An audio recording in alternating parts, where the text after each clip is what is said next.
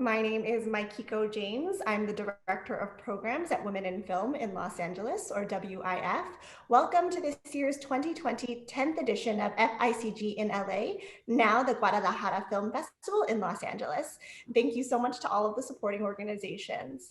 The festival's new mission is to show the best of Latin American cinema and open doors for emerging Latinx creators with the intention to cultivate a borderless film industry.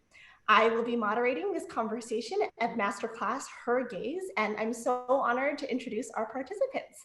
Here with us today is Gia Coppola, Director of Feature Films Palo Alto and Mainstream, Patricia Riggen, Director of Under the Same Moon and the 33, and Yulene Olaizola, Director of Tragic Jungle.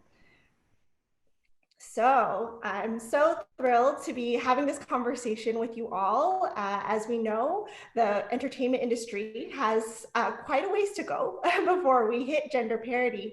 But I think what's really inspiring and thrilling about our moment is we see the talent and ability of female filmmakers, for decades, and now really having a spotlight on so many wonderful filmmakers like yourselves. And so we really want to kind of explore those themes and topics that have come up in your work, and how you define your trajectory and your creative visions.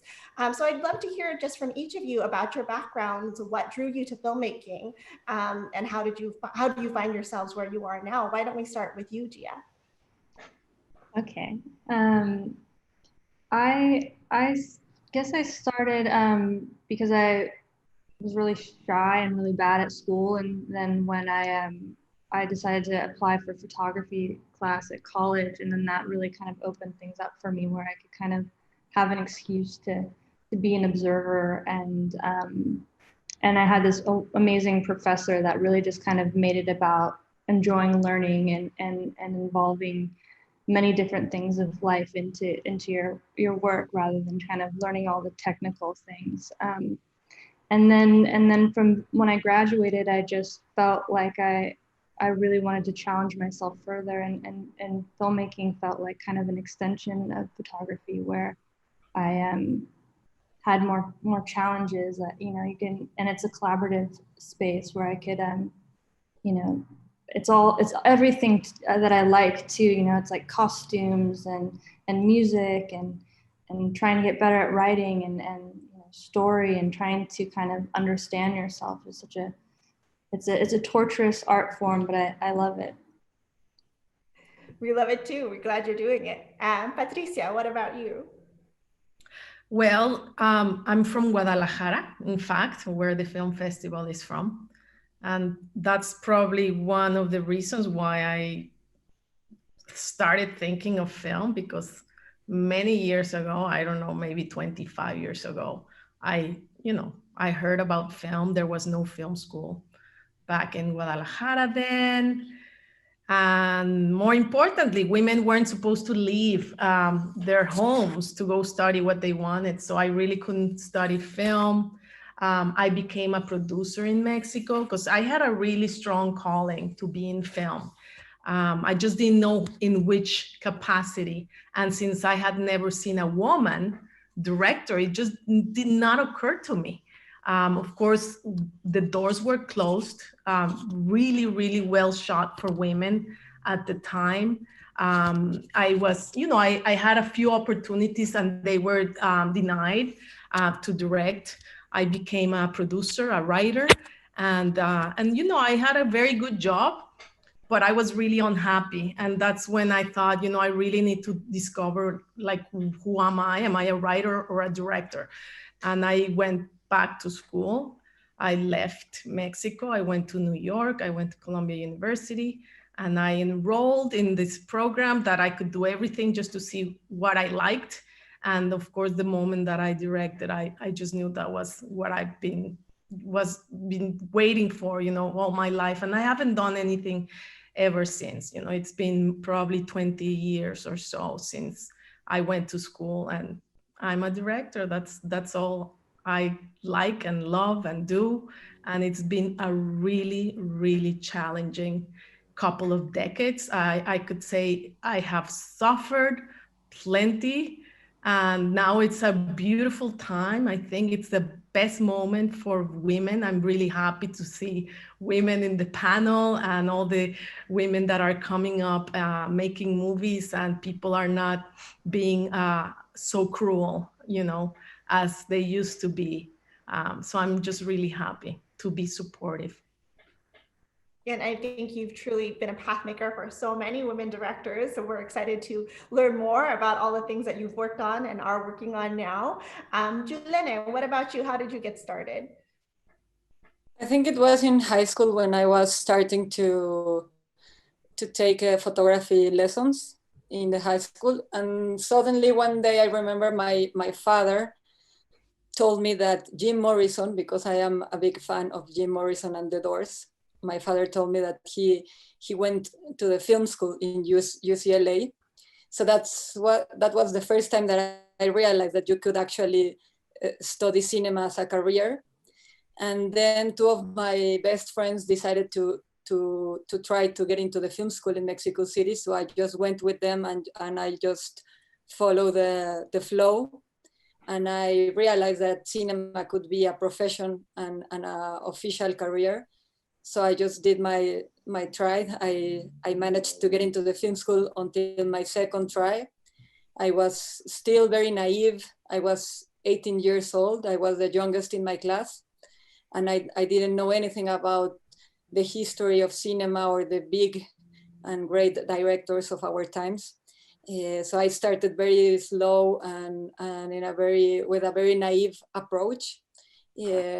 But suddenly I was making my first film at 24, and I haven't stopped since then. Wonderful. I really appreciate all of your personal stories, and also I think you all touched on themes of discovery, right? The possibility of cinema and film as a career. And I think as women, it isn't, as Patricia touched upon, as apparent for us. You know, the examples of directors, even now in this current time, still generally skew very male. And I think the breakthroughs that are happening right now are so important. I wonder if each of you could speak a little bit to, you know, while you are all filmmakers, right? You're not women filmmakers or female filmmakers, you're filmmakers, but you who happen to be women.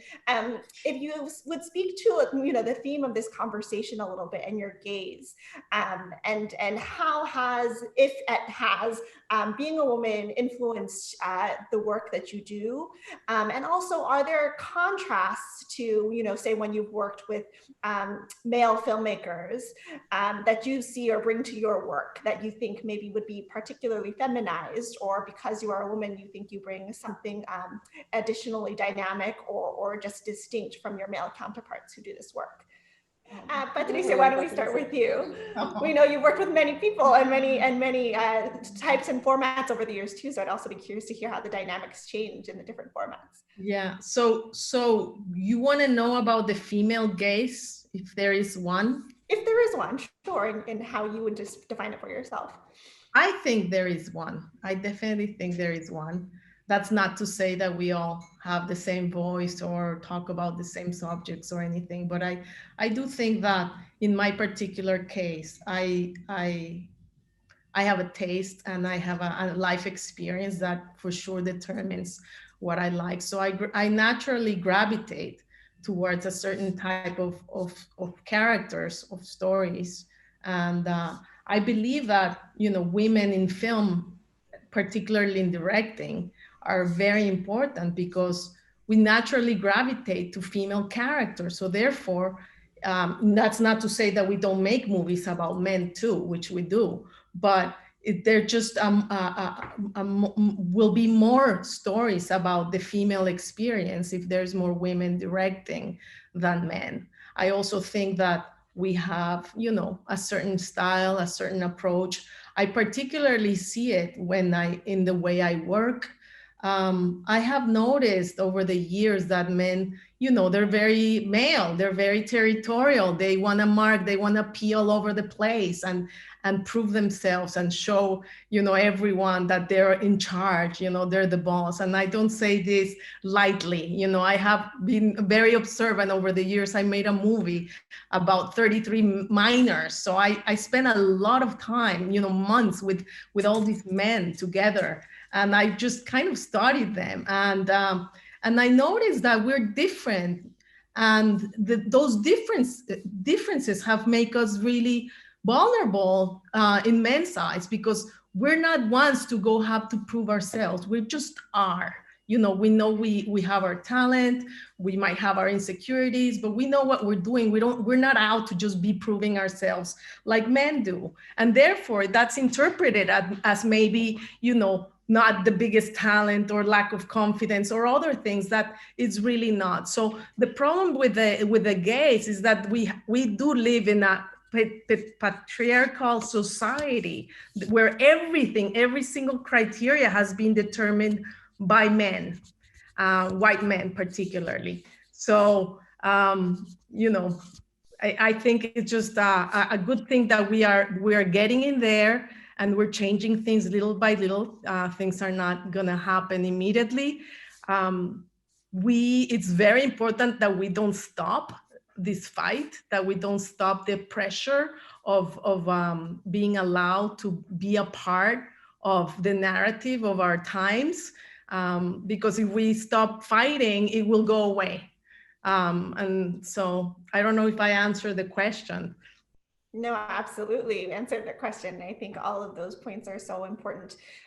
Staying present, staying visible, and continuing to do work, I think really is how we address the dominant paradigm of it being mostly a male gaze in the foundation, and transform it to be balanced, right? And having the female and non-binary gaze at that.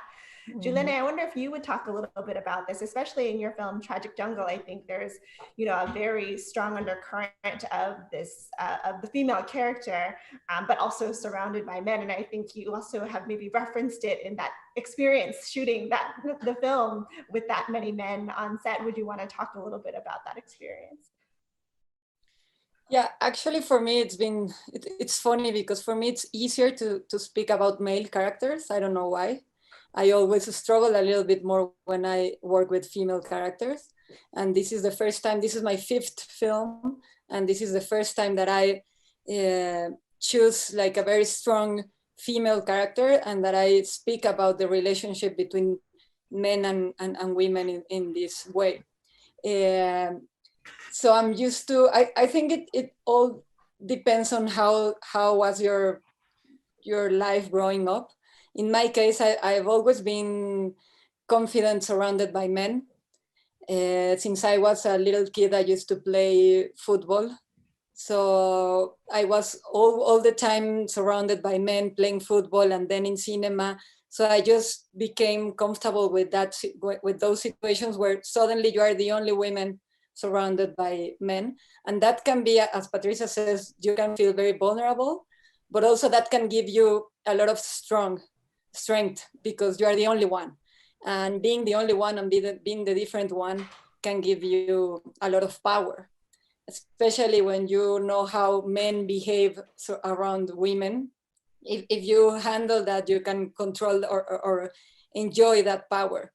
And so this film that I made, Tragic Jungle, speaks about that also, about a female character that is surrounded by men, and suddenly she decides to transform this vulnerable situation into strength, and to take control of the situation and take control of those men who behave in a really manly way, always trying to mark their territory, as Patricia said. But in my case, when I started to study cinema, things were already changing, I guess. And I didn't have to struggle for being a woman inside the industry. And all of the films that I have made are completely outside of the Mexican industry of cinema. Most of my films are really homemade. I choose my own crew, since the first people in the electricians and the staff till the post-producer. So I've always chosen people who I know is going to respect my work, and that it's not going to be a problem just because they're going to minimize my work or to give me less attention just because I am a woman. So I think I've been very lucky in my experience, but it's just because I have constructed that in the way I decided to make films in a very independent way and with small crews, never inside the big industry or mainstream. I think that's also really an important and significant point around ownership and creative license, and how much control, as you mentioned, we can have over the situation and dynamic of the work we're creating. And so I really applaud you for the ability to keep making your stories in that way. Gia, what about you? How has gaze affected your work?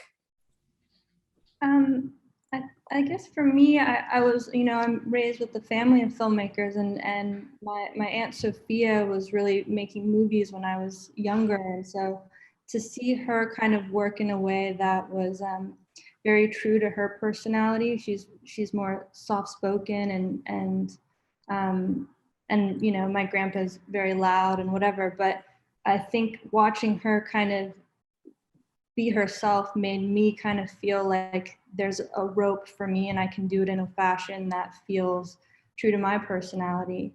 And I guess, there are still circumstances of like women are just bred differently. We have different kind of makeup inside and the way we process things. And I think sometimes the more that I work, I kind of notice that sometimes the female kind of approach of just communication isn't really as understood as I anticipated. And because I'm not a ball buster or loud or, whatever, I'm my awkward kind of feminine self. And sometimes that's harder to process and get kind of, it's more of a fight and a struggle to kind of get my way.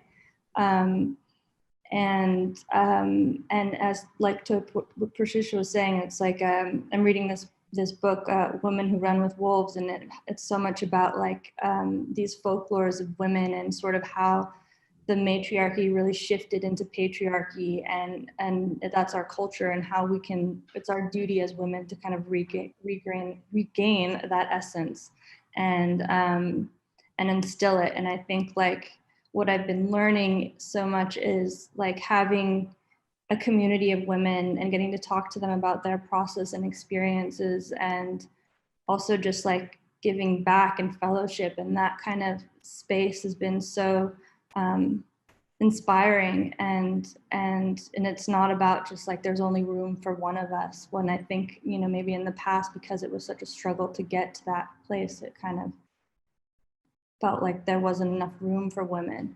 But now it's wonderful to see how much it's shifted, and how many more opportunities there are, and only hope for more of those stories, because it's such a fulfillment.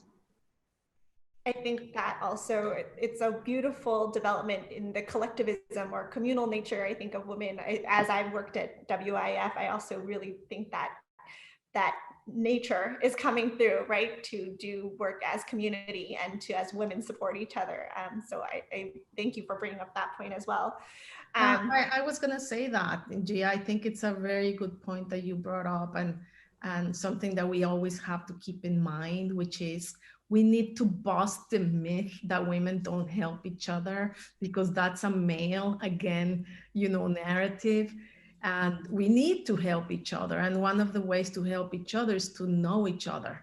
And, events like this one, or organizations that put together women, are super important, because if we know each other, it's easier, it's even easier. But we should just do it, arbitrarily, to any woman that's around, to lend a helping hand, just like men have through history. So anyway, that's a really good thing to always keep in mind. We just need to help each other. Yes, absolutely. And I think it's another dynamic that we see changing, especially in these turbulent times. None of us can go it alone, right? We really are going to need to depend on each other to make it through. Another topic that I think is important for this festival, and as in my work in advocacy in the entertainment space, is representation, right? And where we know we are lacking, in particular as women of color, all across the board in Hollywood, directors, writers, but also executives and decision makers. And given where we are in California, how large the Latinx community is, the underrepresentation of Latinx creators is really quite abysmal. And I wonder, again, for each of you, thinking about the stories and how your cultural identity has informed your work, but also thinking about the diversity, right? You can't, Latinx identity is not a monolith. It's very diverse. There are many different countries and ethnicities that we're thinking of when we say that word. How has that informed your work as well? And does it carry forth for you an importance in terms of the types of stories you tell? Yulene, why don't we start with you? That's a difficult question.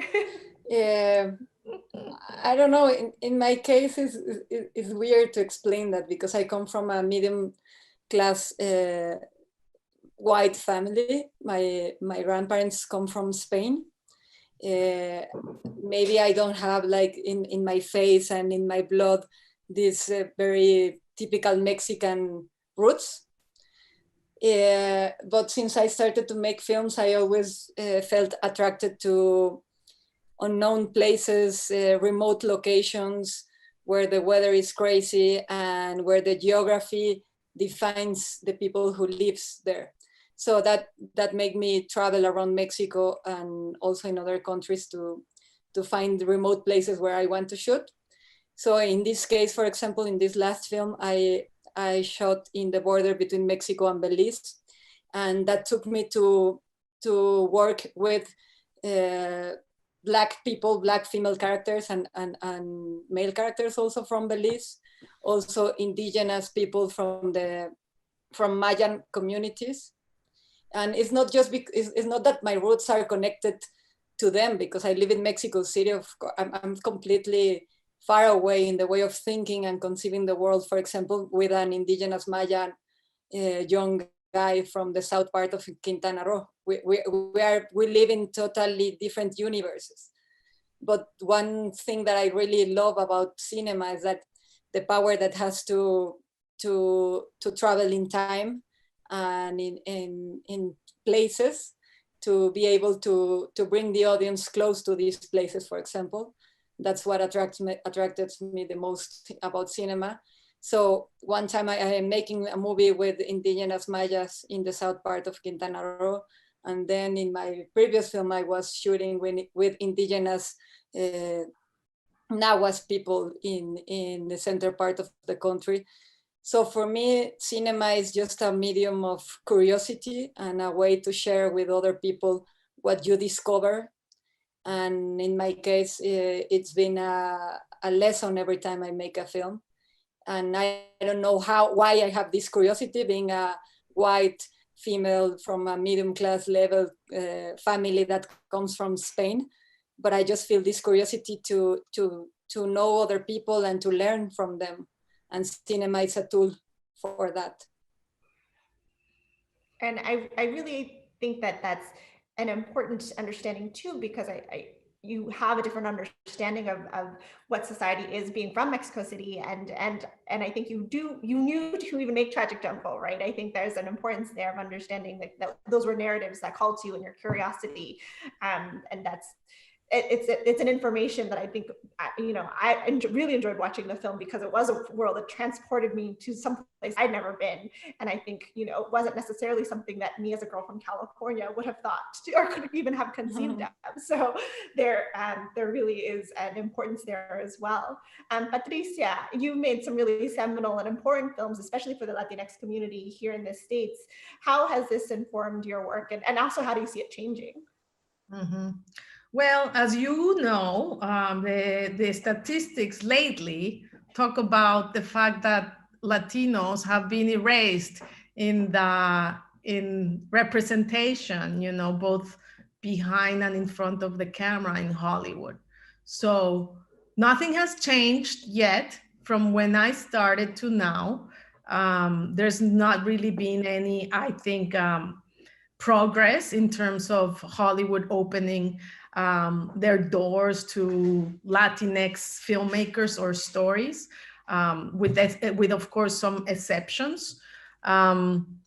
So, you know, but at the same time, I do think that right now there is a acknowledgement, like a new conscience, I guess, of the fact that those doors have been shut, and Latinos, even though we are a big part of the country, a big part of the population.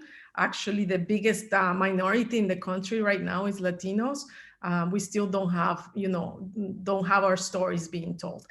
I personally, of course, started my career with a very Mexican experience movie in LA, right? When I moved here from Mexico, it just was shocking to me to find millions of Mexicans living in LA, literally millions. And I also noticed that they were all the servants of the city, right, of the state. All the service people were Mexican, and all the people that they were serving were the white Americans. And that just made me reflect a lot on our community. And that's why I made Under the Same Moon. Ever since, I haven't really had a chance to do more Latino work, because I have been working professionally, not independently, and I want to go back to independent. I miss that. But because I have been working, as a hired gun, there's no Latino, so there's not a lot there that you can do. But now it's a good time. I do think that we need to start pushing those stories forward again. I think there's an interest in opening. Right now, Latinos, is very important that we make ourselves heard. I think that we have a lot to learn from the Black community, from the African American community, that has been very vocal in demanding, taking control of their narratives and making sure that they're represented. I think we have to learn from them, and also, as a community, kind of get together and fight the fight and get our stories in there. So I do think, cultural identity will hopefully, be important for filmmakers again soon. Absolutely. And Gia, how about for you? Has cultural identity played a role in your work, and how does that continue to evolve for you?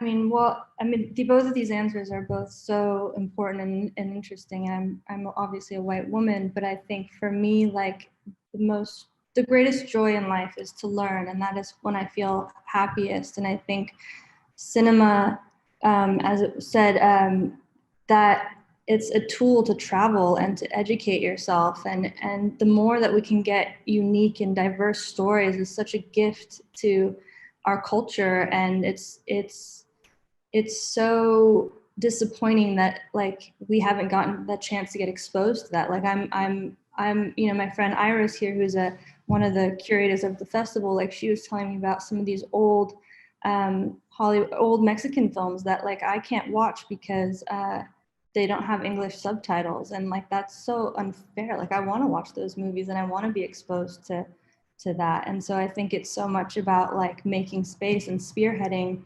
At least my duty is to like make sure that there's room for those sort of women and stories, and to only shepherd it more so. Yeah, definitely. I mean, I think the duty is on all of us, right? As storytellers and the arbiters of the narratives that come forward, we really do have to be sharing as many diverse stories as possible. We're almost at our time, but I just wanted to close by asking each of you briefly, because it is a masterclass after all, if you have any words of wisdom for rising filmmakers right now. Just what would you tell someone, especially in the time where we are all virtual right now? How would you advise young filmmakers or new filmmakers to be furthering their career in this moment? Patricia, why don't we start with you? Well, I like to first talk to women. I love that Yulene, who came a decade after me, had that confidence and that clarity and of what she wanted to do and had that access. So I love that the new generations have that. But in case they don't, here in the US for women, is to trust themselves, to not let anybody say no to them, to just do what they want, go for it. And to Latinos, in the US, this is also very important, men and women. I don't think we have to see the Latino culture as a handicap anymore. We need, or being a woman, we have to claim it and we have to use it, for our advantage. I do think people now are interested in new visions, in diversity, and it's a moment to be very proud and to bring everything that we can, that makes us special, which is in this case being Latino or being a female. So that's my advice. Go for it. Wonderful. Gia? To have confidence in yourself and to trust that you know better than anyone else, and don't let that go, because that is so dangerous if you can lose trust in yourself. And it's a journey to find that. I know. It is truly the time. Yulene, why don't you take us home? I think it's really difficult to start making cinema. What I would recommend to any young aspiring filmmaker is to start making films with the things you have around you, with your own life, your own experience. Don't wait till you have lots of money or recognition or producers who will help you to make your films. You just have to do it by yourself, in an environment where you can feel safe and secure, and just go for it. And I think everybody's special. It doesn't matter if you're Latino, American, white, black, whatever. Everybody's special. Everybody has something to say. And identity can be also a weird thing. I had an experience where I did a film in Canada, for example, that sadly wasn't shown in Canada in any film festivals because it was directed by a Latina woman. But it also didn't appear in the Latino film festivals because it was shot in Canada. So it wasn't representing the Latino content that people is looking for in a Latino film festival. So it's really weird, no? And suddenly I was making a film in Canada as a Latino woman, whatever, but it didn't find the right place just because it's a nationality mixed or identity mixture between many things. So I think we don't have to classify everything. We have to be more open, and everything is allowed in cinema. In cinema, we don't have rules. So everything is possible. Absolutely. And I think, yes. That I think it's also, we're in a time of like amazing technology, and it's so accessible in so many ways. And to what Yulene was saying is that like, you don't need money and the best of the best in order to make and tell your story. And if you can connect with one person in your story, then that's worth everything. I agree completely. It's democratic now, right? We don't have the controls that existed back then. I always say that, some of the most biggest writers in the world are female. Biggest, like J.K. Rowling. And she got there because she didn't ask permission to anybody to become a writer. She just decided to write. And that's not been the case with filmmakers.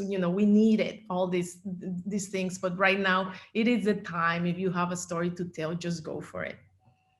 It'll find a place. I think it was your grandfather is Francis Ford Coppola, who said in an interview when he was talking about Apocalypse Now, I think, he said that the cinema of the future is going to be made by a fat little girl from Ohio with a video camera, and that's going to be the next cinema, the real art.